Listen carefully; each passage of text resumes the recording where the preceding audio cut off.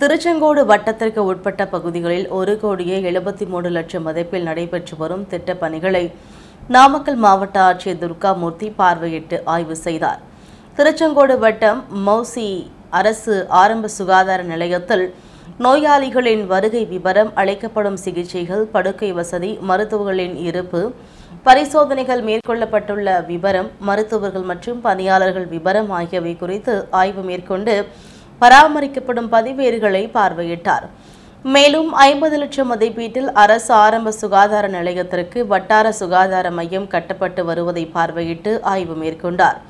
அதனைத் தொடர்ந்து இறையமங்கலம் ஊராட்சி பள்ளிக்காடு பாலாஜி நகரில் ஊரக வளர்ச்சி மற்றும் ஊராட்சி துறையின் சார்பில் மகாத்மா காந்தி தேசிய ஊரக வேலை உறுதி திட்டத்தின் கீழ் 9,19,000 மதிப்பீட்டில் 13,000 எண்ணிக்கையில் நாற்றங்கள் அமைக்கும் பணியினையும், பிரதி பகுதியில் முதல்வரின் கிராம சாலைகள் மேம்பாட்டு திட்டத்தின் கீழ் 85,13,000 மதிப்பீட்டில் பன்னீர்குத்திப்பாளையம் முதல் மலப்பாளையம் வரை நடைபெறும் சாலை பணிகளையும், சித்தளந்தூர் ஊராட்சி தொட்டிப்பாளையம் மயானம் அருகில் 10,39,000 ரூபாய் மதிப்பீட்டில் புதிய குளம் அமைக்கப்பட்டு வருவதையும் நேரில் பார்வையிட்டு ஆய்வு மேற்கொண்டு ஒப்பந்த காலத்திற்குள் பணிகளை விரைந்து முடித்து பயன்பாட்டிற்கு வழங்கிட அலுவலர்களுக்கு அறிவுறுத்தினார்.